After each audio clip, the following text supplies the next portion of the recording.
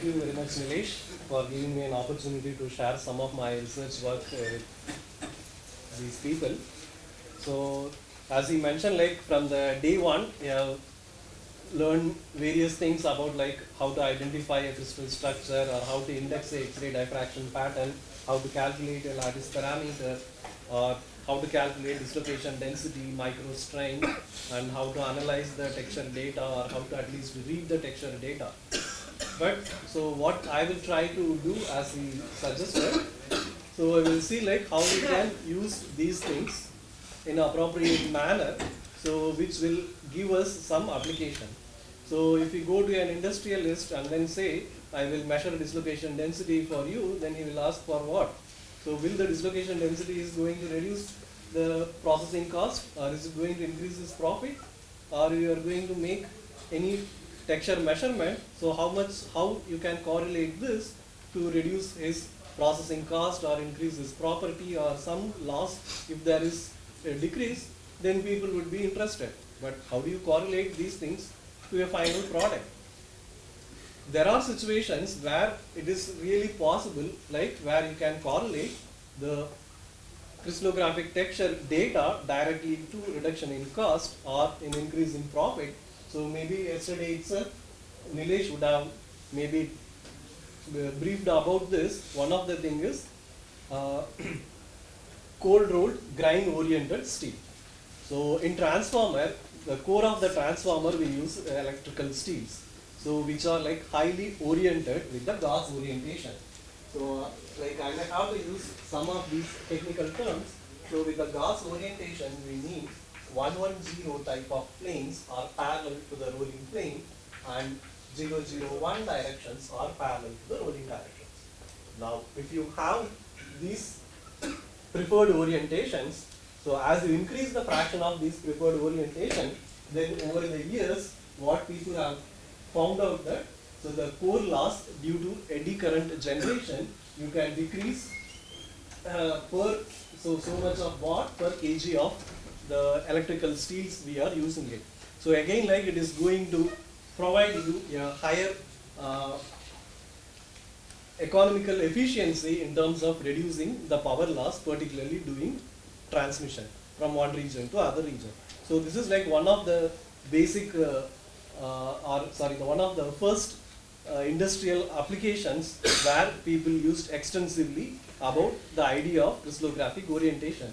So we don't have, so although the equation may not be very simple, but at least like we can make a direct correlation of crystallographic texture to a particular increase in profit or reduction in the power losses.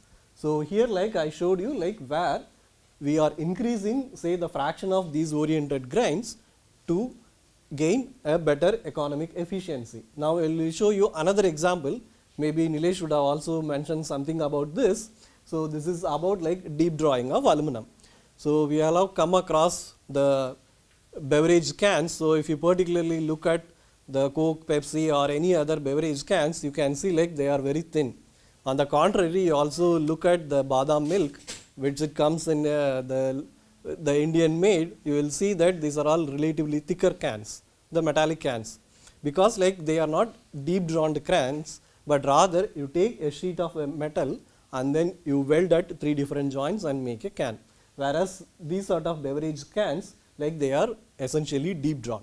Now in order to deep draw these things, one of the basic idea like the necessity is you have to have a very weak cube texture.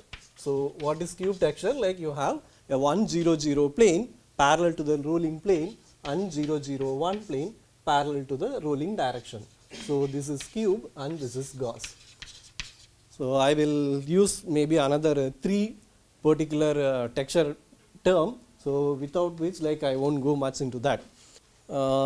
In 1960s and 1970s, nearly about 70% of the research funding, particularly I am talking only in aluminum industry, was devoted to improve the deep drawability of aluminum alloys, particularly these sorts of beverage cans. So you can see the extent of like funding, like the whole research funding whatever was devoted to aluminum alloys. So nearly 70% of that funding was particularly meant for like improving the deep drawability of this. So how you can improve the deep drawability of this? One of the thing is you reduce the intensity as much as possible. And second thing is like you improve the intensity of this particular grain as high as possible. But again there is again a trick. So when you say about the oriented silicon steel, so we have come to an extent where we have gone up to more than 95% of the grains will have these sorts of orientations. Okay, so you can expect like 90, the probability of finding, so this sort of orientation is something like 0.95.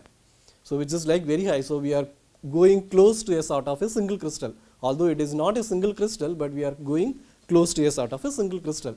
Whereas in the other case, even though like we don't have that much high fraction, one of the essential thing is you should not have this. In case if you have this, what will happen? You will get these sorts of earrings. So you will see the shape of these deep drawn cans, it looks like 4 ears, right? The shape of a ear. So this is called a earring. Now, if you roll a material and if you do an annealing treatment, in most of the FCC metals and alloys, you cannot avoid the formation of this particular orientation. So how do you are going to overcome this? Okay, now if you have this the minimum value, so then you can reduce the cost by approximately 25%.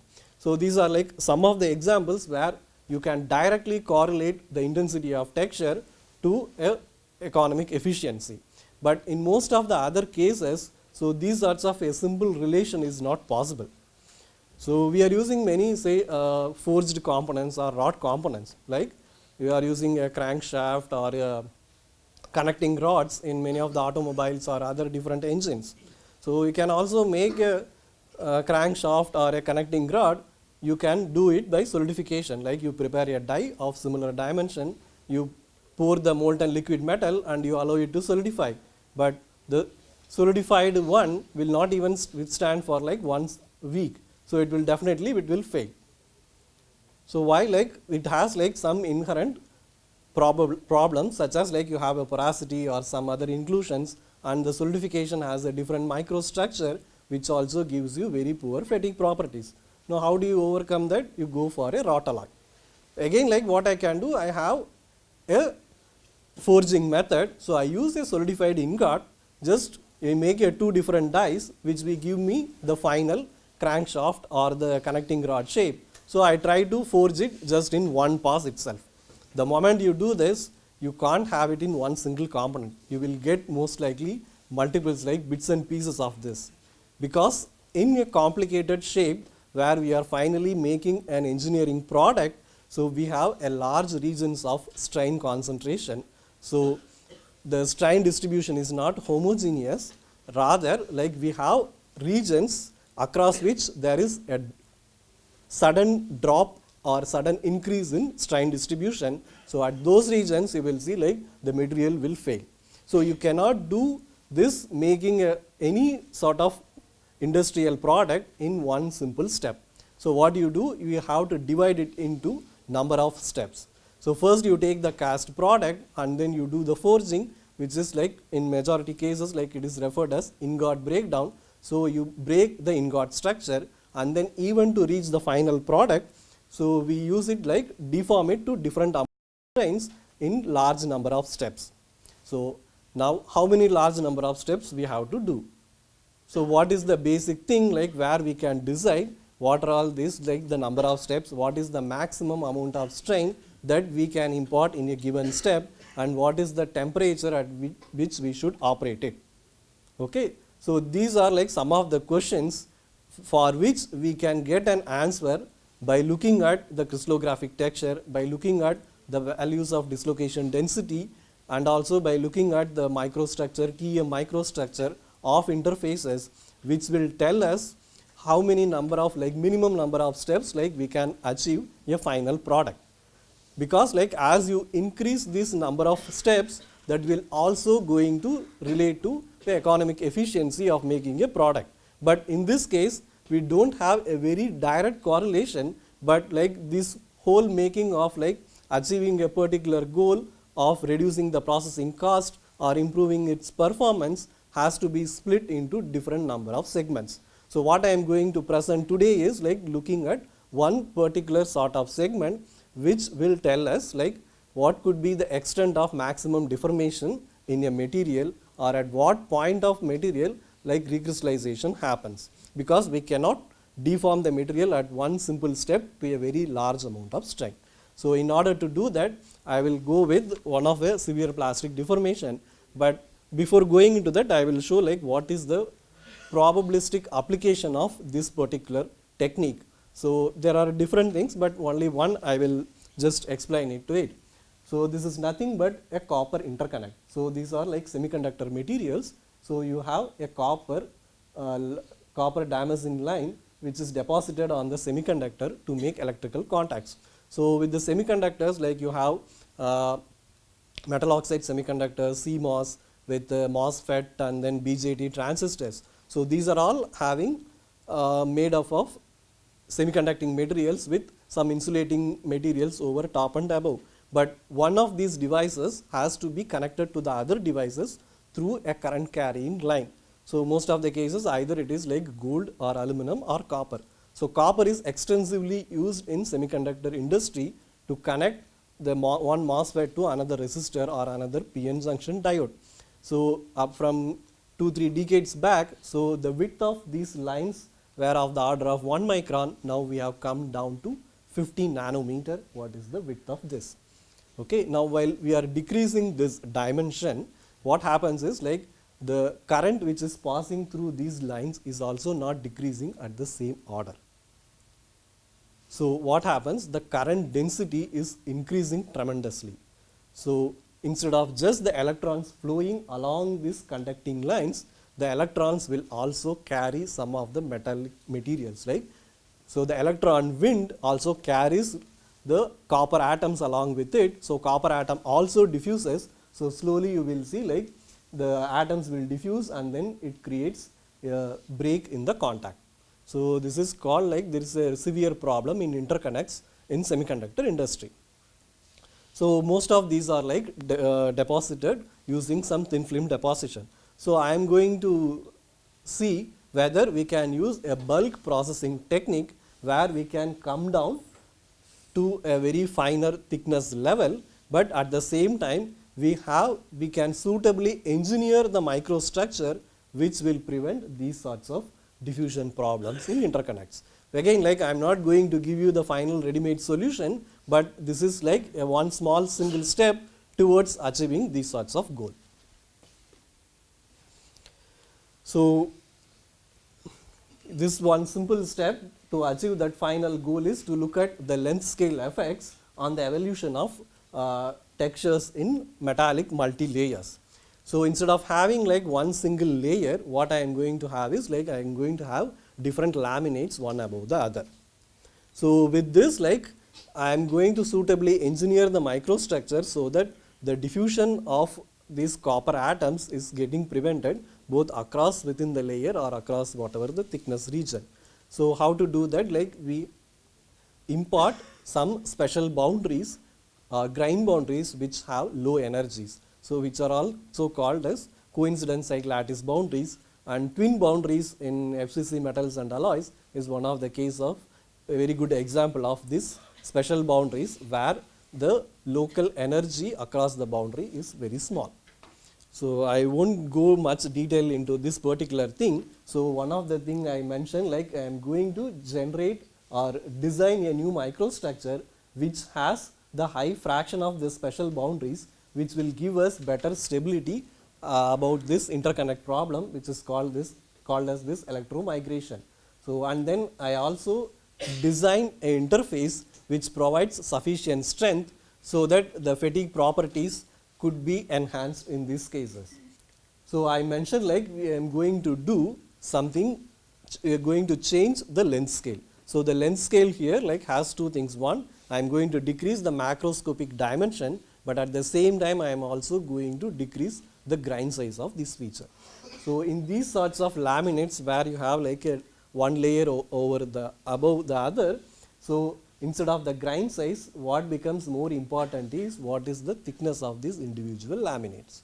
So depending upon the thickness of these individual laminates, we have different deformation mechanisms that are operating and individual regions. So if you take regions where we have the individual laminate thickness is of the order of submicrons to microns, so what you will see, like this, the height of the individual layer we can directly correlate like a Hall patch effect. Like in Hall patch, like we say, like instead of this H we have the D, where D represents the grain size. Instead of the grain size we have a laminate height or the thickness. So we have like regular slip happens and then the dislocations pile up at these interfaces. So now you come to a different regime, like where you have the thickness of the order of few nanometer to few tens of nanometer. Now these sorts of a deformation is not possible in this region because you don't have enough space for the dislocation to move. So what the dislocation has to do, if it has to plastically deform, it can only bow along this length of this laminate. It cannot move much along the thickness. So there is a limitation. Now the dislocation mechanism changes from this particular region, this particular mode to this particular mode, so that like the proportional increase in the strength also depends on what is also the Burgess vector of this dislocation. Now again you come down to one order of magnitude less in dimension. So like even now this particular movement is also becomes very difficult when you have thickness of the order of 1 or 2 nanometers. So in this particular segment the interface plane becomes more crucial. So if we have say a slip plane which is parallel along this particular laminate A, you also have a corresponding slip plane along in this laminate B, then it can cross slip from this particular laminate to this particular laminate. So assuming like you have both the FCC metals where the dislocation moves along the close packed planes. So like 111 type planes. So in 111 like we can have 4 different types of planes, or like if you consider the other opposite, like you have 8 different planes. So if you have like one sort of 111 plane over here, again like that becomes parallel in this, say with other 11 bar 1, then there is a possibility of the dislocation to cross slip from this layer to the other region. But if you don't have such a orientation relation, like where one set of 111 planes in this are not parallel to this, then it won't cross slip. So if it cross slips, then it provides higher ductility. If it doesn't, then it increases the strength. So now we have to make a compromise between how much sort of interfaces we have which will allow a cross slip where we can retain or enhance the ductility, or how much sort of interfaces we have a region which doesn't allow these sorts of cross slip where we can enhance the strength. So we have to come to a compromise between these. So I am not going to particular like these regions. What I am going today in talk is about like looking at this particular region. So this particular region, people believed for a long time like you have the dislocation pile up at this laminate boundaries. But is it going to be the only mechanism in this whole segment? Because from submicrons to microns, again this order of magnitude of the microstructural length scale is quite large. Is that material going to behave in the same manner in the whole region, or is it going to be any difference? So in this talk I would like to address this one particular key aspect. So what is the deformation mechanisms in these regions which is going to help us in getting a better material which we can use it to increase say the fatigue strength or to a electromigration problem. So that is like one of the thing which I want like to address in this talk. So to do that, like we used a very simple technique, rolling. So all of you know about rolling. Like instead of rolling just one simple laminate, what we used as accumulative roll bonding. So you take a sheet, you roll it to like the first sheet we will take a 0.5 mm thickness. Then we cut it into 2 half and then stack it one over the other.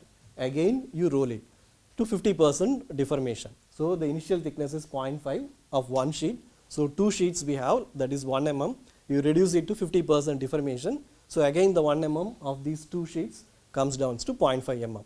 Now our starting material and final material we have the same dimension. So that is one of the definitions of severe plastic deformation, where the dimensions of the material, the macroscopic dimensions of the material do not change, but still we are imparting large amount of deformation where we are refining the microstructure. So we do it like we create something like 8 passes. So with the first pass, like we will have 2 layers, we will again cut it into 2 half, stack it one over the other, again deform. So second pass we have 4 layers. So 8th pass 2 power 8. So that is like 256 layers we have in copper laminate. So this again like we further deform it just with the conventional rolling. So these 256 layers are having a total thickness of 0.5 mm. So again we deform it up to 93% strain. So where finally our thickness of the laminate or the final rolled sheet becomes approximately 40 microns. So from 0.5 mm to finally we are coming to 40 microns. So in the second case, instead of just having a copper, I am using a copper Fe copper multilayer. So Fe is stacked between 2 copper layers. So Fe doesn't have any solid solubility in copper. So in order to just ensure that we have a good bonding, we are stacking the Fe between 2 copper layer. So here like the composition is somewhere like 75% of copper and 25% of Fe. So we also do the same thing after 8th pass in a 0.5 mm thick laminate. We have total of 384 layers. Okay, so again like we also do a similar thing, deform it up to 93% deformation. If you see the effective von Mises equivalent strain, in one case we have 9.2, whereas in the other case we have like 12. So if you are doing a 50% deformation, the effective von Mises strain is going to be of the order of like value 0.7 for 50% deformation. Even like you are deforming like 99 or 98%, that value will be close to 2.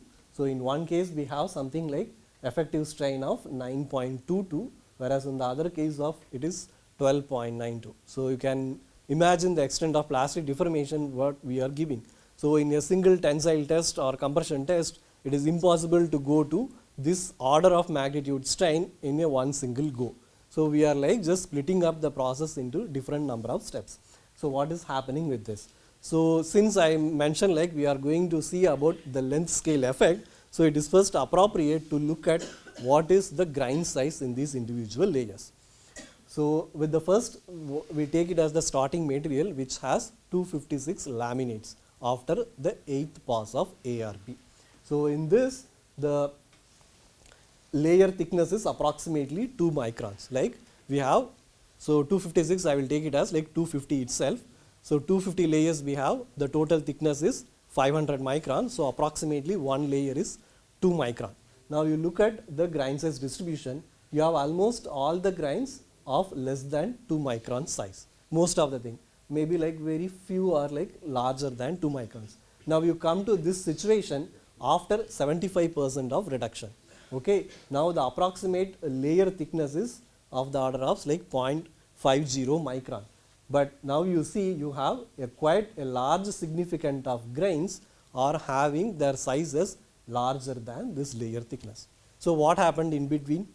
So like you have a situation where my grain size is even larger than the layer thickness.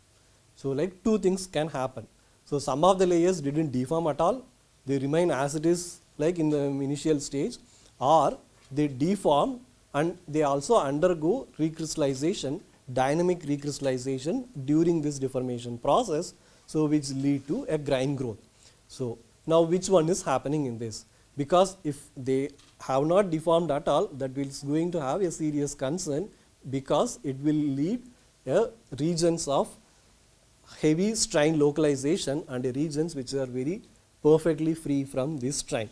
So that will create a sharp contrast in the strain distribution where we will have the initiation of fracture. So first we have to look at what lead to these regions where we have a quite fraction of grains whose size is larger than the layer thickness itself.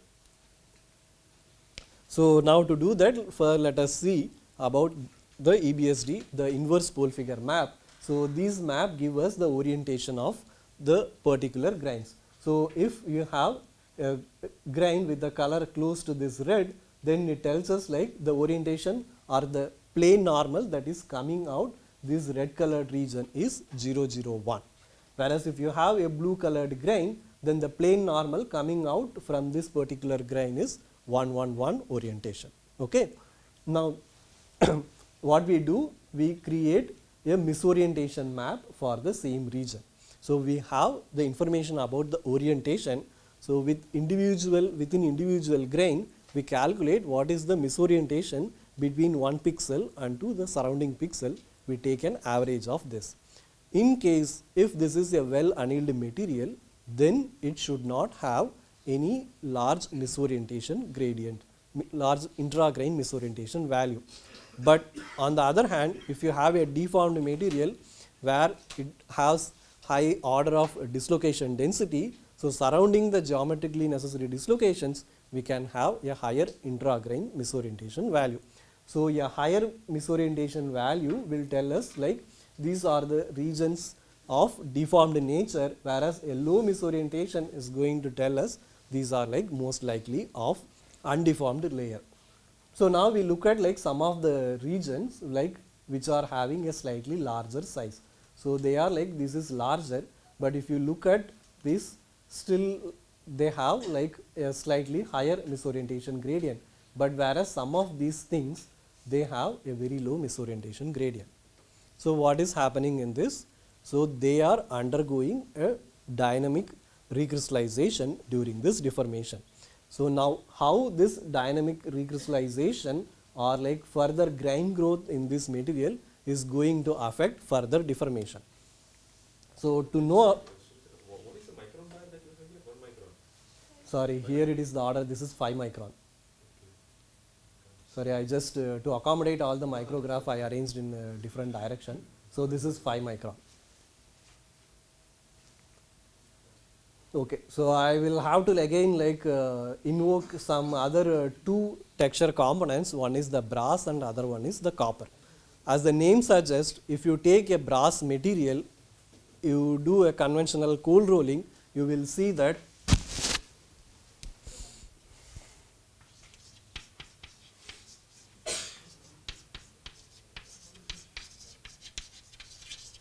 so these sorts of orientation where 110 planes are parallel to the rolling plane and 112 directions are parallel to rolling direction.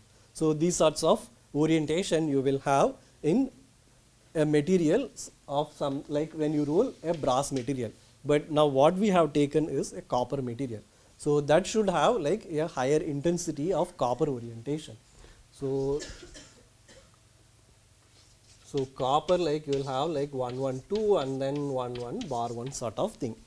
But what we have in this particular case is, if you look at the Euler map, so this particular location gives us the corresponds to the brass orientation. You see like the red color indicates a higher intensity of this particular oriented grains, but this is not expected in a copper material. So, this is expected in brass but not in copper.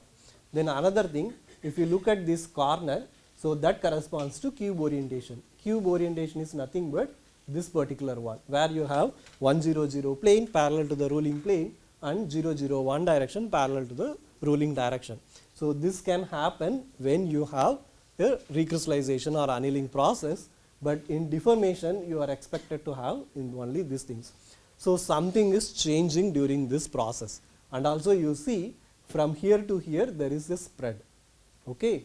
So, what is happening, like why you have a cube oriented region during deformation and why it is leading to this brass instead of the regular copper. So, at least this we have to again split it into two parts. Okay. The first part is like why you have a cube, second one what is leading to this brass orientation. So, we will first address like what is leading to this brass orientation.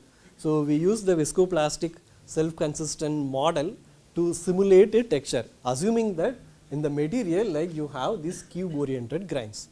So, with the deformations what we are giving, so whether like this deformation whether it is leading to a brass or not. So, in order to confirm this, we did the simulation which shows that this cube oriented moves along this direction and then like it transfers and then it leads to this brass oriented region. So why it is happening in this case? So one of the possibilities for leading to a brass type texture is either twinning or you have like shear band formation. So what we have in our case is like we have a micro shear band formation in the copper material which is leading to a different orientation. Now the second question we have to address, why do we have a cube? So now again in order to do that, we partition the whole microstructure based on the intra-grain misorientation, which is called as the grain orientation spread. How much orientation spread is there in a grain? So as you look the EBSD microstructures over here, like you see, this is not one single red color. So it shows a gradient in the color.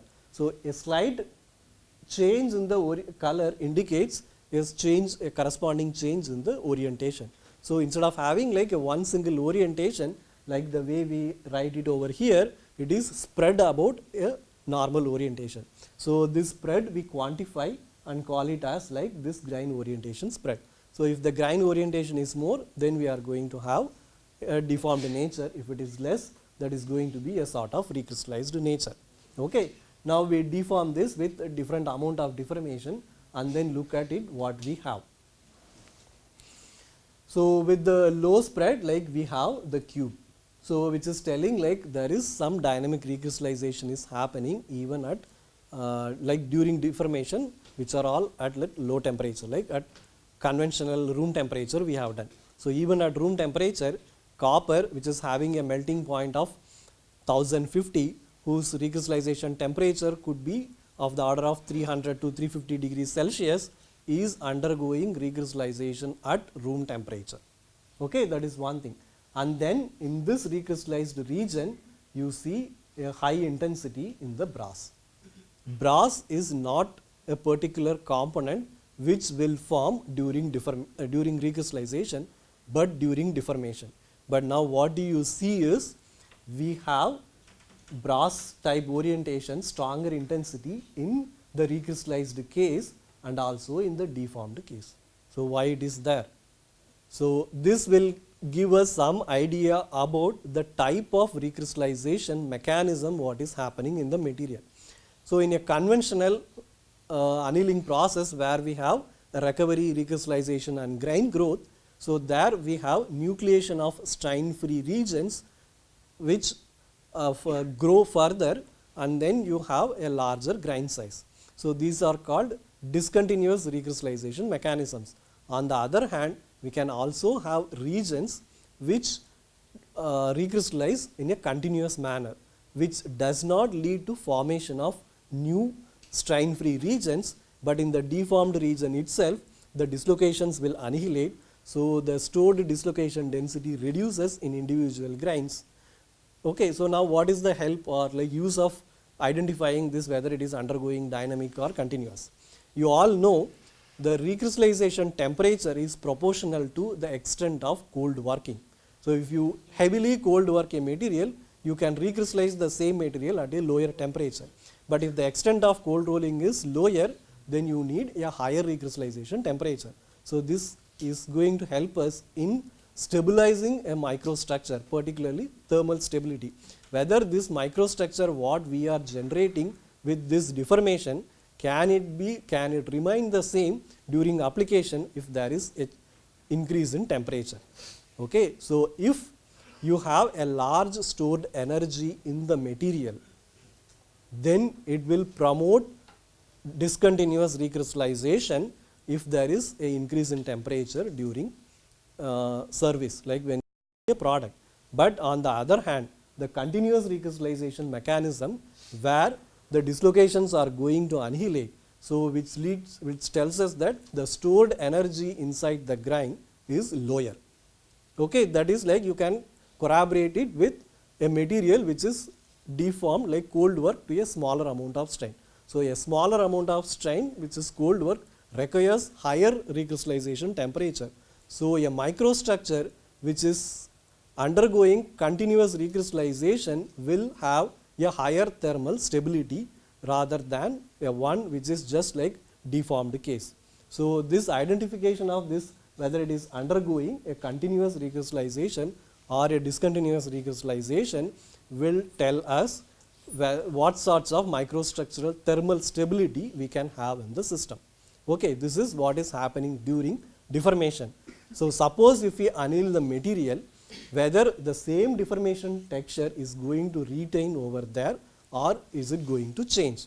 Now these sorts of information is helpful, like the one what I mentioned initially, like deep drawing of aluminum.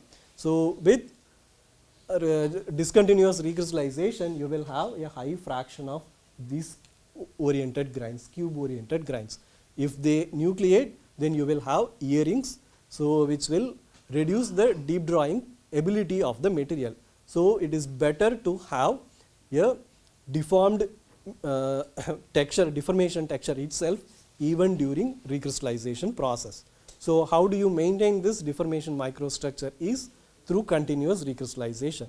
So now the next goal is to see like at what sort of deformation we have the promotion of the continuous recrystallization. So in the previous slide, when we are even deforming to high percentage, like 75% deformation, means you No, again you have to remember that this is 75% deformed after 8 passes of ARB. Okay, now the overall plastic strain is too high here. Okay, yeah. But still there is means because of continuous recrystallization, the dislocations are annihilating in this particular. Yeah, in any recrystallization process, like the dislocations will annihilate, but a discontinuous recrystallization will give us a completely new orientation, whereas the continuous recrystallization will retain the same deformed orientation, but just the dislocation density comes down. So it is a sort of like extended recovery. Recovery, we say that the dislocation density reduces, like they get mutually annihilated by the Klein process. So here like it's a sort of extended recovery, so that the stored energy becomes very less, so that the driving force for nucleating a different orientation is too less, so that you don't have a new nucleation of new grains. Okay, so you have to see like at what level or deformation we have this change, or like is it going to really change or not. So we did the annealing of the same material at 350 degrees Celsius for half an hour, but what we saw that like if you look at this particular colored one, the triangle which is corresponding to the cube orientation, the fraction of this cube orientation is increasing till 50%, and after that like it is again like just saturating. Again in the starting material, as you see, there is not much increase in the fraction of this cube oriented grains, but with the deformation to a certain point like it is increasing, but again it is decreasing and then saturating.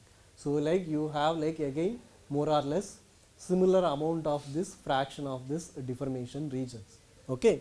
So now what is happening like particularly at this 50% deformation. So again like in order to know that, again first let us see like how much is the grain size distribution in a annealed case. So now you have like much larger grains than the average layer thickness. For the starting material I mentioned the average layer thickness is of the order of 2 micron. So now you have a large fraction of grains which is having their size much more than 2 microns.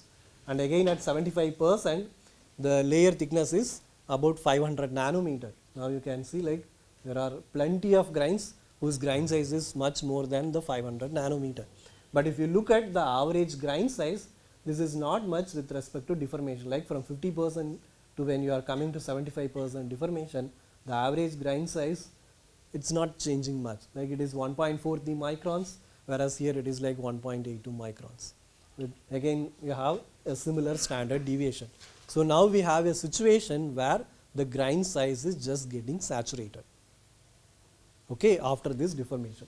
So this is like 1 point, and also like we have a large fraction of this, so that like there is something like which is leading to a grain growth across the layer. Now if you want to have very fine grains, we have to find out like what is leading to the grain growth across this layer and how we can prevent it. So if you look at the image quality or pattern quality map, like you will see that most of the regions, okay, this is the rolling direction, so the grain is growing larger along the rolling direction as compared to this. Again along this normal direction also it is growing, like that is growing across the thickness, but the extent of grain growth is much more along the rolling direction as compared to this normal direction. And then you see like in these places you have a very fine grains, okay, these regions. So these are all like corresponding to the interface, the earlier interface, where you have like some sort of formation of thin oxide layers. So those thin oxide layers are restricting the grain growth across this direction. Cold rolling, right? Yes, cold rolled, but after annealing at 300 degrees Celsius for 30 minutes. So if you will increase at the time of rolling temperature, it will increase. Huh. So what is going to happen? Well, that you will have again like a different thing, like at what temperature you are again going to roll it. Whether you are going to roll at 300 or 500 degrees Celsius, or you are going to do some sort of warm rolling, say at 100 degrees Celsius or 150 degrees Celsius. So again like this different rolling will lead to different crystallographic texture. Okay. Now again like it is also like leading to large fraction of twin boundaries, which suggests like it's also undergoing a discontinuous recrystallization mechanism, but this is again corresponding to the 50% rolled, the ARB processed material after 50% rolling. So where we see a large fraction of the cube oriented grains. So like that leads to a higher fraction of this twin boundaries. Again like these twin boundaries are helpful in reducing or retarding this electromigration problem, and to even to other mechanical or chemical properties, like these boundaries can act as a very good prevention of corrosion across the grain boundaries. So now we compare the crystallographic texture of the deformed layer with that of the annealed material. So with the deformed layer, like you have like these locations which is corresponding to this brass region, and slightly instead of the intensities at the center, now it has come to these locations which corresponds to the cube oriented region. Okay, at 50% you have the maximum discontinuous recrystallization which is leading to this, but as you increase the extent of deformation even after rolling, so this cube oriented one region is decreasing, whereas some of these deformation components they are retaining over here. So what I am telling is like just to compare the fraction of these deformation components to the dynamically recrystallized one. So even here like it is slightly undergoing dynamic recrystallization, but it is now a combination of both discontinuous as well as continuous recrystallization during the static annealing. So where like after the rolling process you heat the material inside a furnace. Okay, these are all about the thing in copper multilayer. So I also wanted to show something in copper Fe multilayer. So like if you can see like the brighter region corresponds to the copper and the darker region corresponds to the Fe layer. Now you can see in this particular case the Fe layer is like completely disintegrated, whereas the copper layer makes a continuous one. So one of the application of like the copper Fe composites, like using powder composites, like people have been for quite long using to hold the toolings, like you have several carbide based toolings for machining operations. So these like you cannot directly fix these toolings in any of the groove, because that has like very poor toughness or other fracture toughness values. So you have to mount it in a metallic material which has a higher fracture toughness values. So for this, these sort of copper Fe powder composites have been used for a long time. Still people are using it.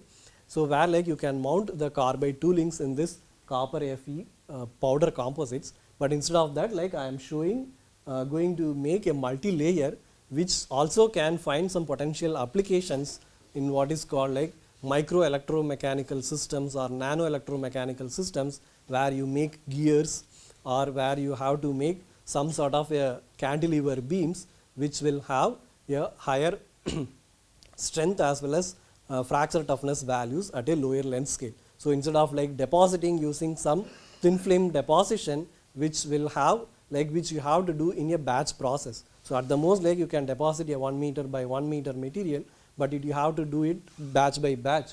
But whereas in this sort of rolling process, you can make it as a continuous process. So again, like you can end up with after one day, you can end up with like thousands of meters of this, whereas in the other case, like maximum, like you can have couple of millimeters of layers. Okay. So now, like when you are using a copper layer, when they are sandwiched with the Fe layer, so what is going to happen? Whether whatever the crystallographic texture change what we have seen earlier, whether are they going to continue or what is going to happen. So one of the case what we looked over here is like in the previous case, like we had a brass, high fraction of brass formation compared to that of copper. But now what you see is like it is getting reversed. So there is again some change in this texture evaluation. Like now it is trying to behave more like a copper material than a brass material. And another aspect is previously we saw a RD rotated cube. Okay, you see the high intensity over here, this corresponds to the RD rotated cube. Like they are like this, the corner region is the cube orientation with this. So this is like the plane, instead of 1 0 0, it is something like 1 2 0 or 1 3 0 sort of thing. Okay. Now when you have a Fe layer in between two copper layers, we don't have such sort of thing. So that's why like it is not increasing the percentage of brass fraction to a higher value, but still what is the thing is like this also has sort of shear banding, so that you still have a comparable intensity of this brass component along with this. And another particular case for this copper layer is at 75%, after 75% rolling reduction, we see a high fraction in this misorientation angle. So corresponding to a misorientation of 60 degree, if we plot what are all the plane normals in this, so we will see like you have a large fraction corresponding to 111. What I am trying to say here is you have a two grains which have a misorientation close to this 60 degree. Now what is the plane which is common to these two grains? That is what plotted in this inverse pole figure. So if the planes like they are of 111 type, then that corresponds to a twin. A 60 degree misorientation across 111 corresponds to a twin. So you have higher fraction of twins for this particular 75% deformation. You don't see it any other cases, but you see a sudden jump in 75% deformed case. So I won't but another one thing what I would like to say is like you see a saturation in this texture intensity starting from 75%. You don't see a further increase in the strength of these texture intensities after 75%. So what is going to happen? So just to understand that, we use the XRD line profile analysis, because like now doing EBSD of the individual layers is difficult, because now you have of the order of like even less than 2 micron thickness of individual layers, and the grain size can be of very small, and then you have two different materials like one copper and Fe. So I cannot use electropolishing, because the rate at which the chemical reacts with copper and Fe is completely different. I can have like only one, the second one I cannot index it. So you have these sorts of problems. So that like instead of using EBSD based misorientation analysis, so what we went for is like use a more simpler way by calculating the dislocation density and crystallite sizes using the X-ray line profile analysis. So what you see is like I have plotted like both for the copper layer and iron layer. So the top one corresponds to this dislocation density, and this corresponds to the crystallite size. So the Fe layer shows a continuous increase in the dislocation density up to 75%. After that, like it saturates. Whereas in the case of a copper layer, so you have an increase then decrease, but that is also like finally saturating after 75% deformation. So you don't have the regular deformation as compared to a conventional coarse grained material after this amount of strain. This is like multiple dynamic recrystallization cycles. Yeah. Okay. Yeah. So like, but again, like it was not possible to deform it further, because in this particular case, you have a foil thickness of something like 37 microns.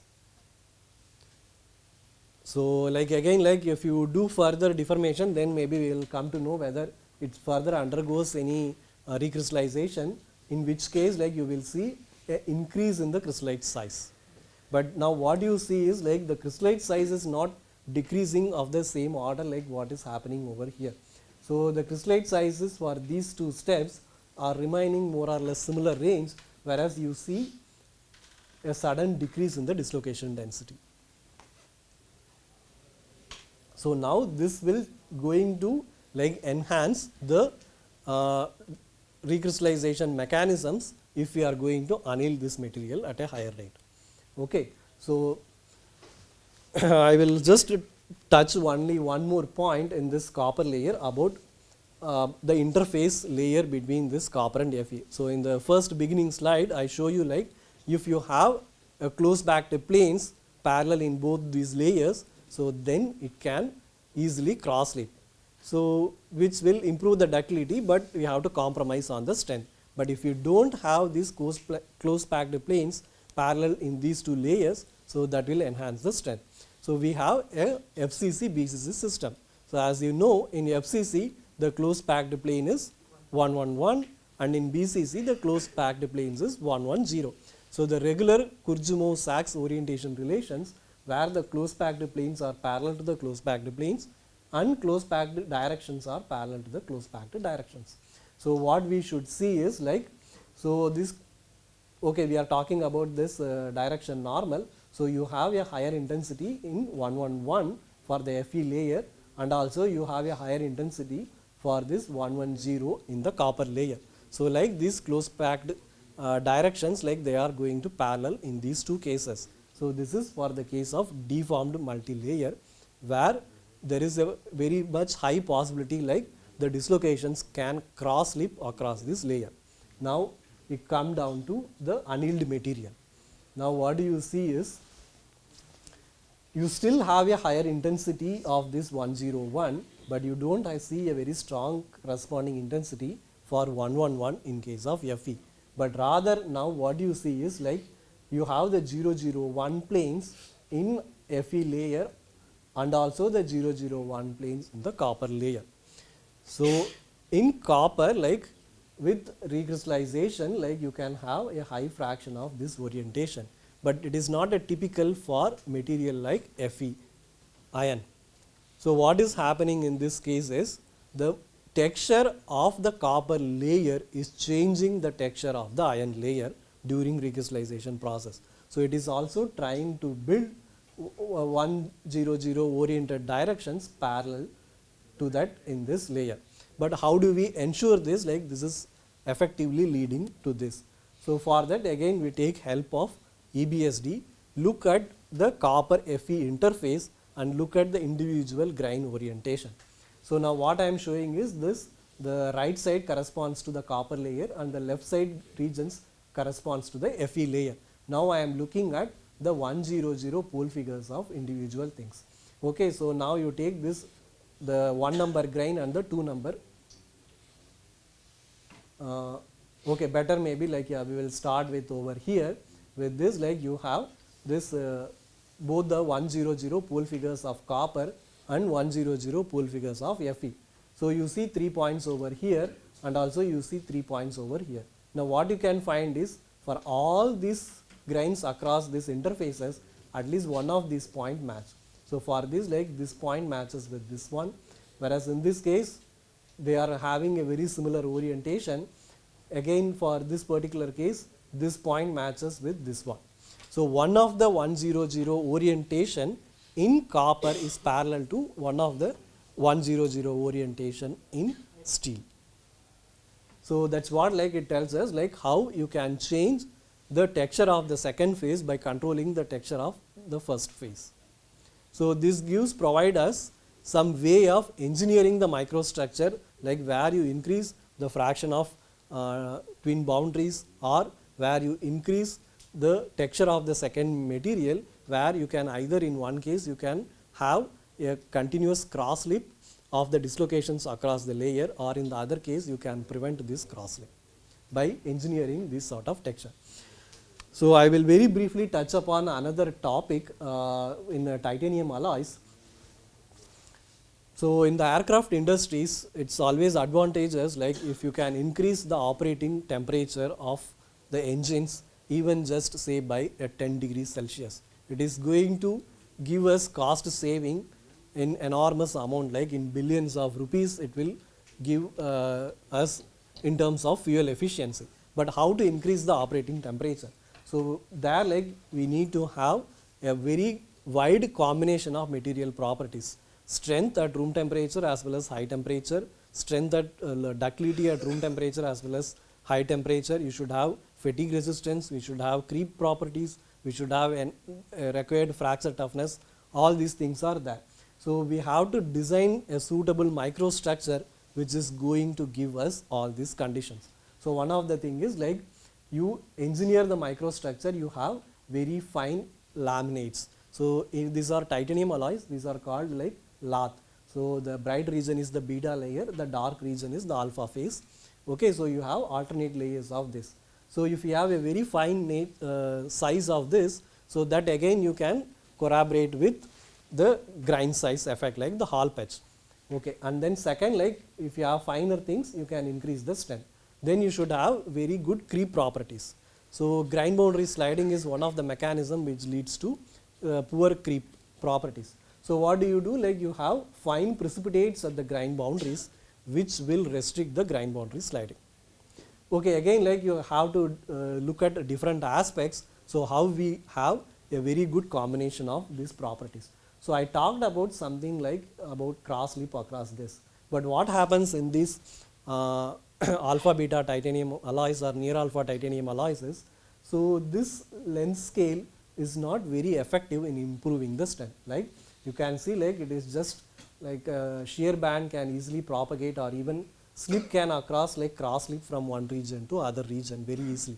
So the microstructural length scale or the microstructural parameter which is controlling the strength in this titanium alloy is not this lamella size or lath size, but rather a colony size.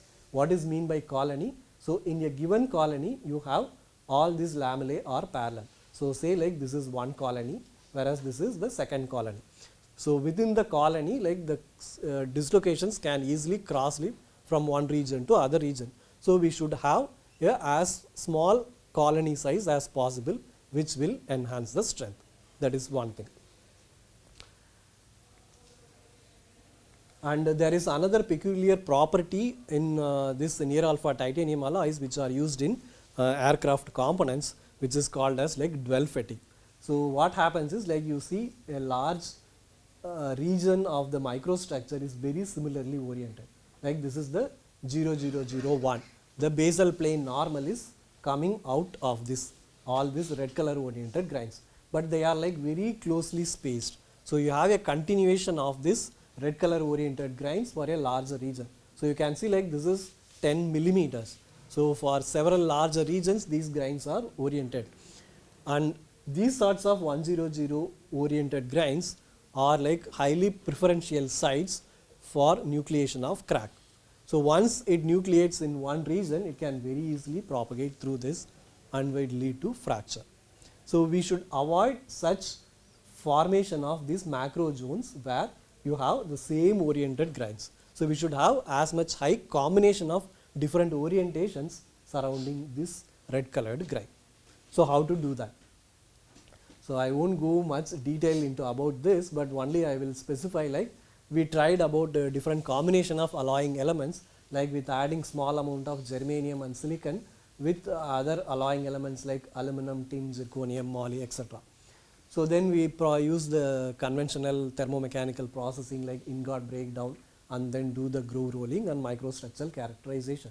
So first and foremost to see whether is there any improvement in strength or not.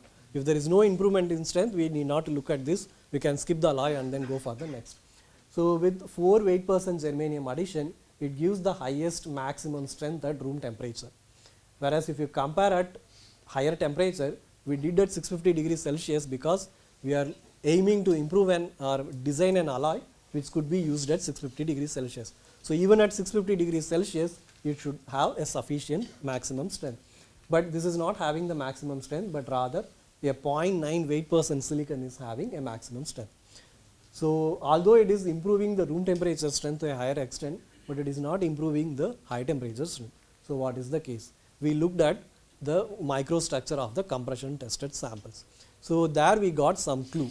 By looking at this SEM micrograph, you see nice parallel lines which are nothing but micro shear bands which are just crossing across all this alpha beta laminae. So these sorts of micro shear bands were there in all samples except one, which is 4 weight % germanium. We couldn't find any these sorts of micro shear bands. So then it tells us like the addition of 4 weight % germanium is doing something to the material which is not allowing these sorts of shear band to happen in this particular case. So that is why like it is improving the low temperature compressive strength. But again that is not helpful in maintaining at high temperature.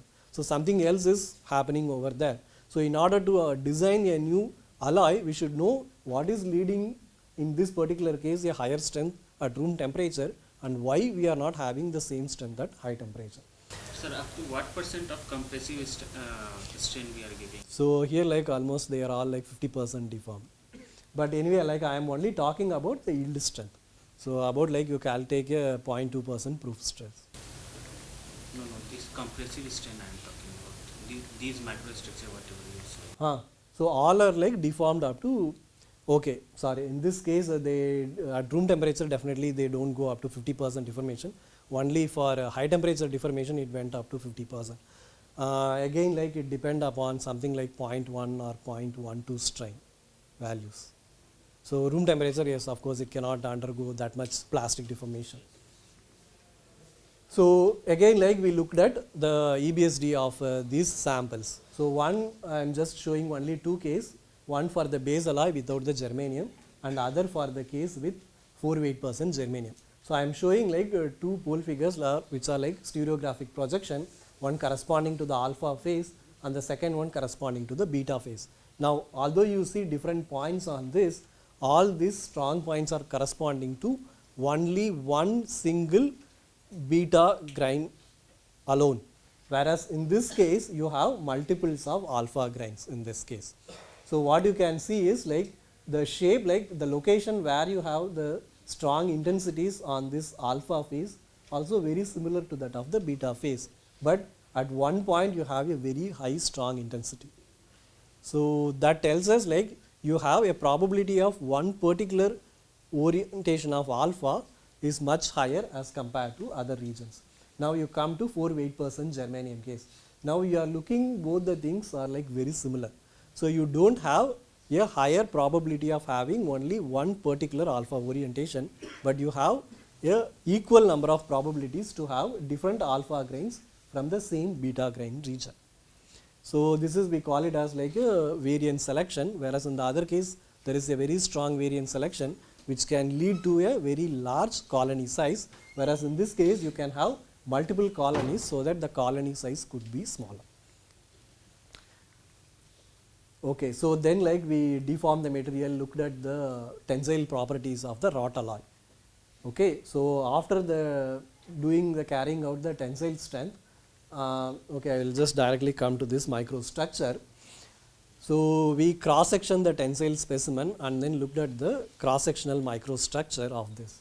So if you look at the base alloy without any germanium, you can see still this lamellae are there. Whereas in this particular case, you don't see such large lamellae, but all are like equiaxed regions. So the conversion of the process of this lamellae to equiaxed region is called globularization process. The 4 weight % germanium alloy is leading to a globularization process at the same temperature and also for the same amount of strain, whereas the base alloy is not leading to this globularization process. So what is happening in these two cases?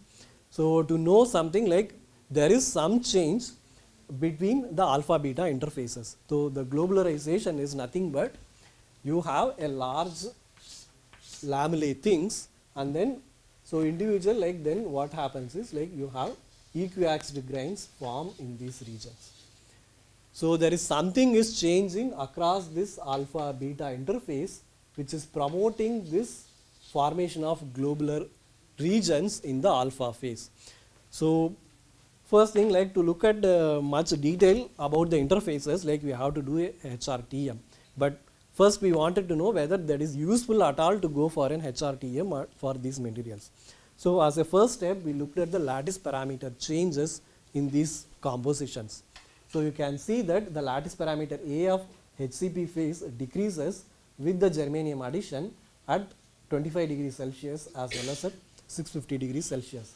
Whereas if you see the lattice parameter A of the BCC phase, it increases with the germanium composition both at 22 as well as 650 degrees Celsius. Now we looked at like the C by A ratio for the alpha phase corresponding to the lattice parameter A of alpha phase over lattice parameter of the beta phase. So now you can see for this particular 4 weight % germanium, there is a much wider gap between these two ratios, whereas for other cases this gap is smaller. Yes, indeed the interface is getting changed somehow.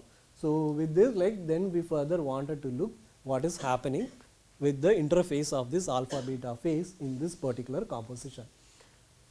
So we look at the high resolution TM. Now you see this is the alpha layer, this is the beta, and again this alpha layer. So along this alpha beta layer you have what is called as the Moire fringes. So this is nothing but like overlapping of two atomic planes, but they are like slightly tilted in this case. Now if you look at the base alloy, you don't see that much of overlapping of this alpha beta, this one, which is leading to these sorts of Moire fringes. So what is happening in this region where we are having a globularization in one case but not in other case.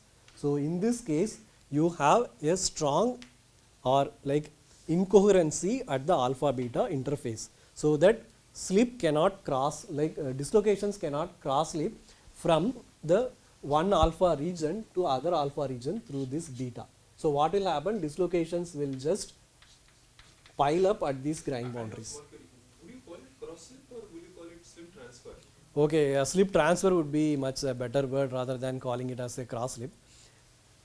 So you have like dislocation along this alpha beta interfaces in 4 weight % germanium, whereas in the other case like the slip can easily transfer from one region to other region, so it don't accumulate along this interface.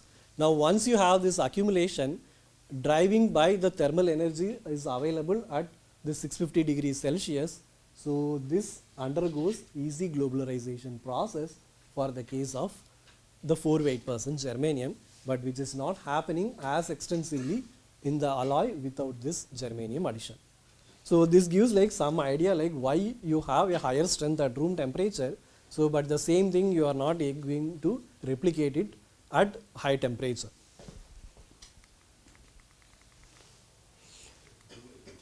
Again another important aspect, like what sort of thing like you can get by looking at say all these nice dislocation structures. So in near alpha titanium alloys, like these are all called like planar slip, like the slip is forming on like one single plane. You can have like a different Burgess vector on the same plane, but more likely they are following on one single plane itself. So now you have like one sort of planar slip forming along this, then you have other sort of planar slip coming across this. So these two are interacting and then it forms a knitting of this dislocation.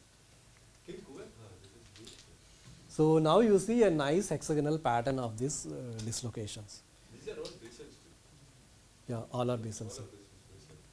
So again like this we confirm it by looking at the G dot B, the Burgess vector, to see like the using the invisibility criterion. Like in one case like you see like this in the hexagonal prism these regions are invisible, whereas in the other case these two dislocations are invisible. So what do? Like you tilt the electron beam to different two beam conditions so that you check this invisibility criterion. So which will tell us like you have all are like basal slip. Now what is the implication of these sort of having these sort of dislocation networks to a mechanical property? Pure titanium as well as the some of the alpha beta and near alpha titanium alloys are prone to undergo creep at room temperature. So most of you know like creep undergoes is a phenomena which is happening at high temperature. But in pure titanium, the material can also undergo creep at room temperature. Okay, why it is undergoing creep at room temperature? This is particularly because of this planar slip. So the planar slip is like easier for this, like you have like only one sort of dislocations which forms on this, so like it can very easily move because it is not seeing any inhibition on its path. When you have such generation of network dislocations, then the dislocations cannot cross slip it further. So this is like one of the implications like where you can improve the room temperature creep properties of this titanium alloys. So I won't go detail into much of these things. So with that, like I will hopefully like have covered something like how we can use different microstructural characterization techniques to understand the basic operating mechanisms which is leading to a particular deformation or recrystallization, which will be useful for us to design a new microstructure for either a better fatigue properties by reducing the grain size, or to enhance the creep resistance by incorporating suitable alpha beta microstructure or generating a suitable dislocation network. And thank you very much for your attention, and if you have any questions I will be happy to answer.